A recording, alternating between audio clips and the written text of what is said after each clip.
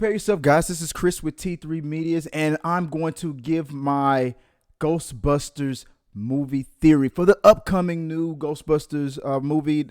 And I wanted to just talk about something that was shared to me online, and I wanted to just dive right into it real fast because it was very, very interesting. I've had my theories of what this movie could be, should be, and just absorbing whatever it is and hopefully it being enjoyable. But before I get into that, I want you to, hey, if you haven't become a subscriber already, I want you to hit the subscribe button, hit the bell for notifications. Hey, support the channel on a higher level. If you want to level up, okay, support us on Patreon. You can also follow us on Twitter, Facebook, and all of that good stuff. Send questions, comments, concerns, whatever you want, put it in the box below, and we will always hit you back. Now, without further ado, I want to get into my little theories of what the Ghostbusters film could be about, probably should be about, maybe, it's all subjective, but I just wanted to share my thoughts. Now, there's a bunch of questions of whether or not this actor, Bill Murray, somebody else will or will not come back. Now, let's say that some people don't come back. It's not the end of the world. Because, in real life, people move on and people don't want to go back to, what things were. The Ghostbusters were loved by the city until they were hated by the city. So it would make sense that a lot of them would not want to relive all that drama. Now, imagine a world where Dan Aykroyd's character, was it Ray, where he is still holding on to the torch, the last torch of what the Ghostbusters were.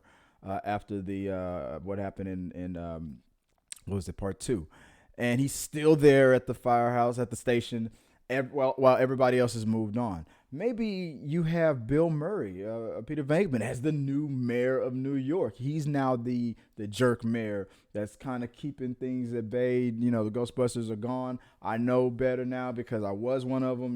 These guys should never come back. And it's a breaking of the friendships.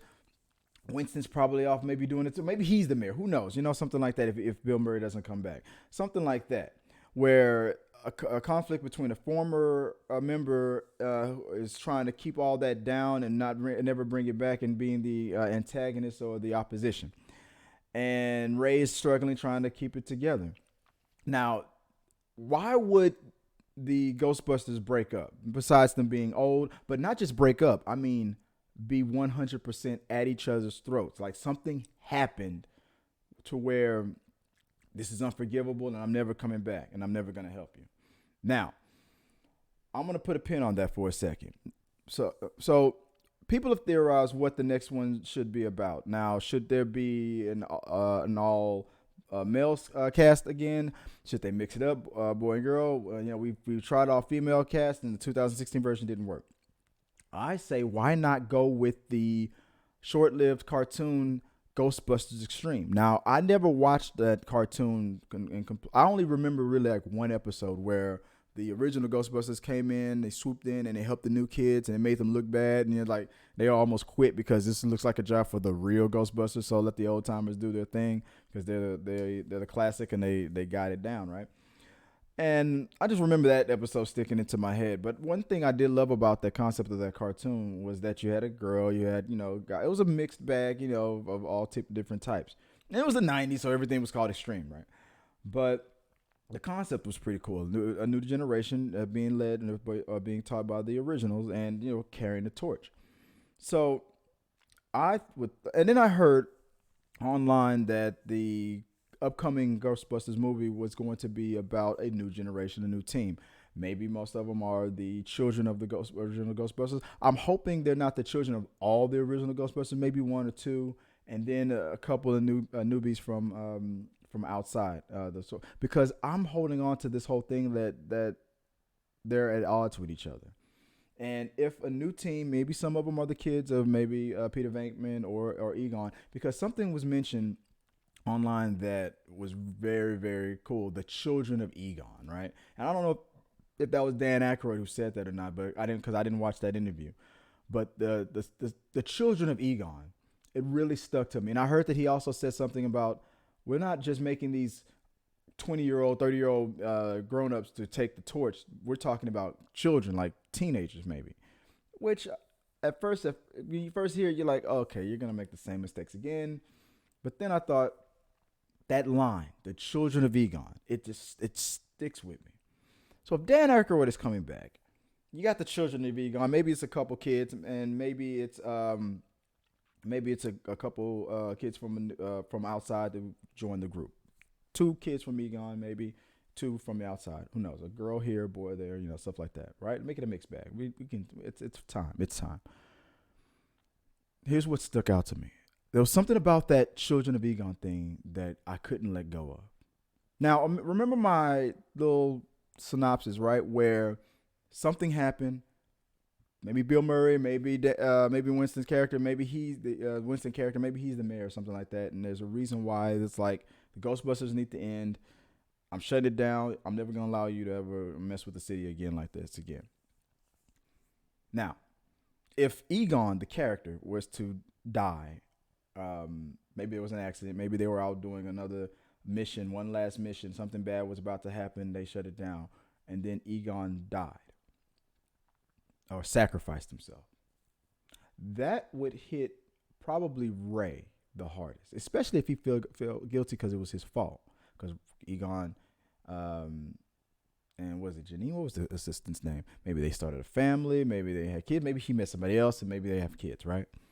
And Winston felt Ray just felt a little guilty. Why? Because maybe it was his fault. Maybe this is why Ray can't leave. This is why maybe he's keeping the lights on, doing his best. You got a GoFundMe page trying to keep the lights on the Ghostbusters, right? He's got tours and things like that. Lets the little kids and families come in, see the real trap, real equipment, the containment unit. Slimer comes out, does a little thing, and everybody leaves. He got to make some money, right? But what you don't see is what's really going on in the in the basement. Always something about that containment unit, right? This is my theory. So let's say the movie goes along a little bit, and I just could not let go of this Children of Egon thing. So if Egon's children are coming in, they probably take the tour, they see what's going on, and they want to join. He's reluctant, but it's the Children of Egon. There's something special about them, and there's been something there all along since day one. Now, you put a pin on that. Do you remember the real Ghostbusters cartoon? Do you remember why Egon even became a Ghostbuster? Why he started this whole thing? What happened to him when he was a kid? The Boogeyman. There was something about hearing, I'm going to make these Ghostbusters and this new generation younger, or kids, that made me think, and hearing the Children of Egon, the Boogeyman. The reason why Egon pursued the supernatural, even though he's a scientist and all this stuff, he saw it. His scientific eyes, his logical thing, he could not unsee what he saw. He knew when he was a kid, he saw what he saw.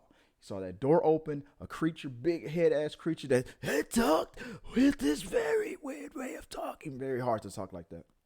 And these legs, hooves for legs. I mean, there was a lot of creepy things in the Ghostbusters cartoon.